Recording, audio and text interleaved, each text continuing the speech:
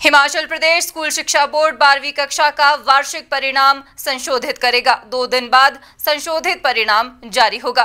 विभिन्न शिक्षक संगठनों, निजी स्कूल संघ, अभिभावकों की ओर से अंग्रेजी विषय में कम अंक आने की शिकायतें मिलने के बाद बोर्ड ने ये फैसला लिया है। राजकीय अध्यापक संघ के प्रदेशाध्यक्ष वीरेंद्र चौहान ने कहा कि मानवीय भूल के कारण 8 मार्च को रद्द अंग्रेजी विषय के पेपर की आंसर की स्कैन हो गई थी, जिसके चलते दोबारा लिए गए पेपर की आंसर की रह गई और रिजल्ट में एमसीक्यू के करीब 16 अंक नहीं जुड़ सके। उन्होंने कहा कि शिक्षा मंत्री रोहित ठाकुर ने भी अंग्रेजी विषय में कम अंकों का मामला उठाया था। जो अंग्रेजी का पेपर था उसमें बच्चों के मार्क्स, जो बच्चे 98-99% पे बच्चे हैं, टॉपर्स है बोर्ड की मेरिट में, वो भी 90 से ऊपर नहीं जा पा रहे थे। तो एक बड़ा भारी मीडिया में ये चर्चा का इशू था और बहुत से अनगिनत जगहों से टीचर्स के फ़ोन आए कि कहीं ना कहीं कुछ ना कुछ है, प्रॉब्लम है। ऐसा हो नहीं सकता कि कोई भी बच्चा 90 से ऊपर ना जाए और वो बच्चा जो 98, 97%, 99% मार्क्स दे रहा है वो भी 90 से ऊपर इंग्लिश में नहीं जाए। ऐसा पहली बार हुआ। उसके साथ साथ मैं आपको बताना चाहता हूँ कि हमारे जो ट्राइबल क्षेत्र है वहाँ भी फिजिक्स का पेपर वो पोस्टपोन हुआ था बर्फबारी के कारण। तो ट्राइबल क्षेत्र से जैसे हमारा पांगी है या फिर स्पीति है, ब्रह्मौर है, वहाँ पे टीचर्स के बार बार फ़ोन आ रहे थे कि हमारा कोई भी बच्चा फिजिक्स में पास नहीं है। ये भी बड़ी हैरानी की बात थी क्योंकि वो पेपर भी पोस्टपोन हुआ था। तो इसको लेके हमने क्योंकि हिमाचल राज्य के अध्यापक संघ आपको पता है एक बड़ा जिम्मेदाराना संगठन है, हमने तुरंत इसके ऊपर एक्शन लिया। शनिवार को ही मैंने माननीय शिक्षा मंत्री जो 24 घंटे जो एक उसमें रहते हैं, ओरिएंटेशन में रहते हैं, 24 घंटे जो है वो उनकी कार्यशैली आपको पता है कि वो 24 घंटे कार्य करते हैं।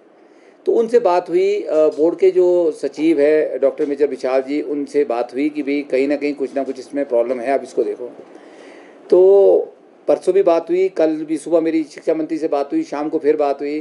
तो शिक्षा मंत्री ने इसमें संज्ञान लिया। मैं सबसे पहले तो आभारी हूँ माननीय शिक्षा मंत्री जी का, जिन्होंने उनको भी इस बात का संदेह था कि कुछ ना कुछ बात गलती हो सकती है क्योंकि ह्यूमन एरर है, किसी से भी हो सकता है। तो इस पर संज्ञान लेने की बात की उन्होंने। शिक्षा सचिव से बार बार बात की, हमने बार बार शिक्षा सचिव से बात की। तो वो शिक्षा सचिव खुद में भी बहुत इंटेलेक्चुअल आदमी है, उनको भी लगा कहीं ना कहीं गड़बड़ हुई है। और गड़बड़ क्या हुई है उस बात को लेके मैं आपके समक्ष बताना चाह रहा हूँ, और गड़बड़ कैसे हुई है, वो क्या उसमें होने वाला है। तो क्योंकि बच्चों का मामला है, बहुत सेंसिटिव इशू है, बच्चों का कैरियर का मामला है, तो सब लोग चिंतित थे। कुछ लोग सोशल मीडिया के माध्यम से बात कर रहे थे। तो हुआ यूँ कि जैसे ही शिक्षा मंत्री ने इस बात को कहा कि इसके ऊपर आप पूरा वर्कआउट करें, पूरा स्क्रूटनी करें, पूरा इंक्वायर करें मैटर को, 2 दिन तक हमारे जो बोर्ड के शिक्षा सचिव हैं डॉक्टर मेजर विशाल जी, सुबह भी मेरी आज फिर उनसे बात हुई कि क्या निकला बाहर, क्या आउटपुट आई। तो वो बेचारे कल भी छुट्टी के दिन भी पूरा वर्क कर रहे थे। तो मामला ये निकला कि जो हमारा अंग्रेजी का पेपर था वो पोस्टपोन हो गया था, वो लीक हुआ था चुवाड़ी में, वो पोस्टपोन हो गया, सबसे लास्ट में रहा था। तो जब पोस्टपोन हुआ था वो पेपर चेंज हो गया, तो नया पेपर दिया गया। वही काम फिजिक्स में भी हुआ। फिजिक्स का पेपर भी जो है वो जनजातीय क्षेत्र का ओनली वो पोस्टपोन हो गया था, तो उन क्षेत्रों में दोबारा से पेपर फिजिक्स का भी हुआ। अब गलती बोर्ड के जो हमारे जो कंप्यूटर सेल में जो बैठे हुए थे, और पहली बार आपको बताऊं कि 16 नंबर के जो ऑब्जेक्टिव क्वेश्चन थे, हमारे मल्टीपल चॉइस क्वेश्चन थे, वो इस बार पहली बार टीचर ने वो नहीं चेक किए। पहले टीचर चेक करते थे, उसके भी मार्क्स देते थे। इस बार बोर्ड ने छोड़ दिया कि भी आपने चेक नहीं करना है, उसमें टाइम वेस्ट नहीं करना है, आपने सिर्फ 16 नंबर छोड़ के बाकी जो डिस्क्रिप्टिव पेपर है वो चेक टीचर्स ने किया। वो 16 नंबर का जो पोर्शन था वो कंप्यूटर ने उसके मार्क्स लगाने थे। जो आंसर शीट थी, पहली बार बच्चों को गोला मार्क करने वाला उसमें प्रोविजन रखा गया, क्यूआर शीट बोलते हैं उसको, उसके ऊपर जो है होने थे वो।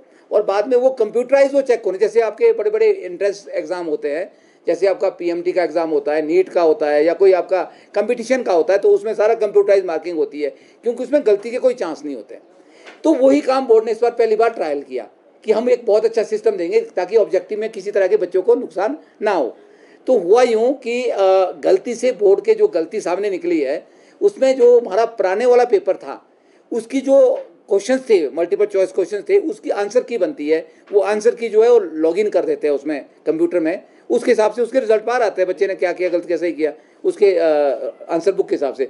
वो गलती से बोर्ड के जो हमारे काम करने वाले लोग थे वहाँ कंप्यूटर बैठे, उन्होंने पुराने वाली जो आंसर की थी पुराने पेपर की, वो लॉगिन कर दी और उससे टोटल जो है वो सारे आंसर बच्चों के गलत हो गए, उससे बच्चों को नुकसान हो गया।